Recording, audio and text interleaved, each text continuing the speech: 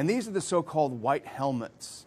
And they're portrayed here in the U.S. as selfless humanitarians that rush in the face of danger and save little children from the rubble. And they're always photographed doing this.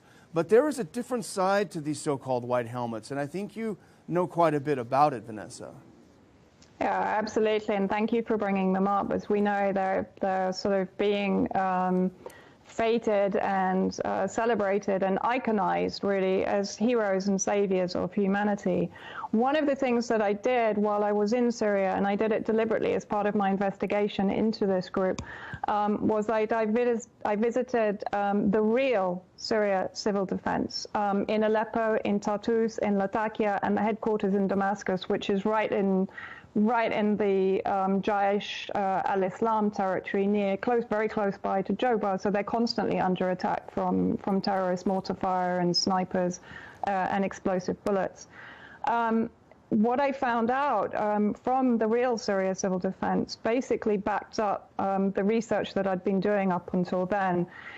This is fundamentally, the white helmets, in my opinion, are fundamentally an attempt by the US and by NATO states to create a shadow state inside Syria, which again is a very familiar pattern. They did this in Iraq, and they are definitely doing this in Syria.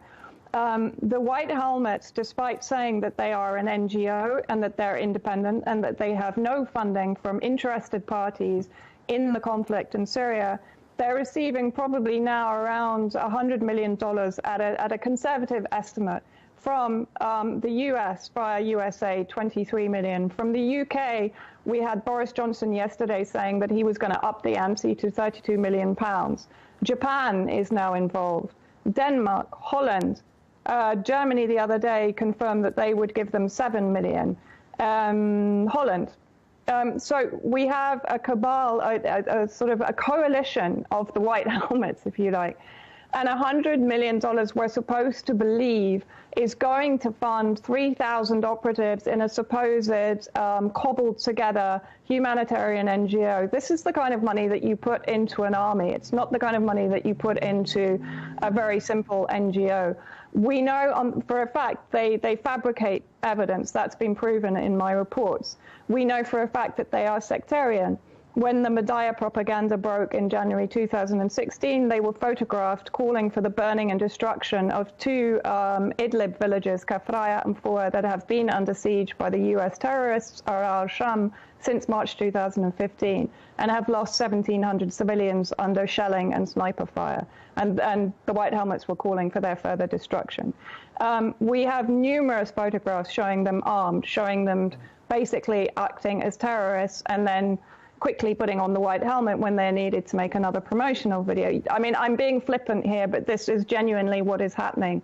When I spoke to the Syria Civil Defense, the real Syria Civil Defense, and again, I will reiterate, the white helmets are being used to eradicate yet another Syrian state institution, which is the real Syria Civil Defense that has been in existence for 63 years, since 1953. It's registered with the International Civil Defense Organization, which is affiliated to the UN, to the WHO, to OCHA, to Red Cross and Red Crescent. It's a fully certified civil defense organization. So why are the millions not going to this organization to help save civilians in Syria?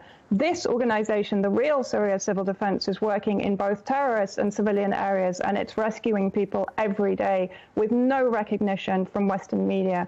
And not one Western media pundit has gone to visit the real Syria Civil Defense in 5.5 years of war. That's criminal in my book. The white helmets, just very quickly coming back to them, when I spoke to the Syria Civil Defense, particularly in Aleppo, they told me that in 2012, when the terrorists invaded, they took over the real Syria Civil Defense units there. These terrorists then later became the white helmets. One of the crew members of the real Syria Civil Defense that's now in West Aleppo, it gets a little bit convoluted, he told me basically that when they came, they said to him, they threatened him, they said, you have to stay and work with us, you have to help us set this up. He escaped, he left his family behind, he had no choice. When he escaped, the so-called white helmets put his name on all the checkpoints. So if he were to come back to visit his family in East Aleppo, he would be executed. They stole ambulances, all of the ambulances, 3 of their fire engines. They murdered other real civil defense members. They kidnapped others. They drove others out of East Aleppo into West Aleppo. And this is not an isolated incident. Basically, this same procedure happened in Idlib, in Deir ez-Zor, in Raqqa, across Syria, in other words. So, you know, this organization is basically, as far as I'm concerned, they're a terrorist support group. They're acting as terrorists in many instances, and they are terrorists, and yet they're being described by our governments as humanitarian first responders. Well, they're also described as volunteers. So if all of these guys are volunteers, honestly, where does this $100 million go? I mean, even a super big NGO, even, you know, the Heritage Foundation or something, $100 million goes a long way. Where do you think this money's going? Everyone's a volunteer, yet they've got $100 million. I think it's a front for funding the arms trade into Syria, to be quite honest. And if you think about it, this is a perfect front. They're first responders. They're traveling backwards. They're trained in Turkey.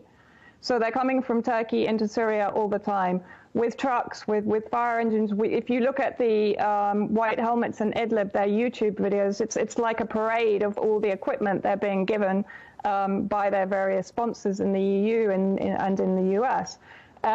So they're the perfect conduit, they're the perfect artery into the terrorist-held areas to bring in arms, weapons, and equipment. And I believe that this is where this 100 million is going. And by the way, they're also trained by James Le Mesurier, who is a very sort of colorful ex-British military mercenary that has connections back to organizations like Blackwater that are famous for being death squad organizers, basically, for the CIA. And were heavily funded by Bush and then Obama. I think Obama gave around 250 million to Blackwater in order to continue carrying out Blackwater outreach assassination operations. Blackwater became Academy, and then they got merged into various other groups with which James Le Mesurier has very strong contacts. So, you know, this is not some grassroots indigenous humanitarian organization. This is a huge operation that's going on. And not only that, the entire war propaganda, the dirty war on Syria war propaganda, is underpinned by this organization. And so I think this is why we're seeing this incredible rush to give credibility to this organization. And we have to worry about what sort of tool this organization will be in the hands of whoever is elected next in the United States. If it's Hillary Clinton, it's kind of terrifying if these guys get the Nobel Peace Prize. You're talking about terrorists receiving the Nobel Peace Prize. That's a descent into insanity, as far as I can work out. Well, in all defense, Obama got it, and he's been pretty bad too. So maybe it actually would be appropriate. Well, yeah, I think he was a little bit more covert terrorism than perhaps the white helmets are. But yes, you're absolutely right. Yeah, well. And Vamos acordar, porque o sol não espera. Demorou, vamos acordar.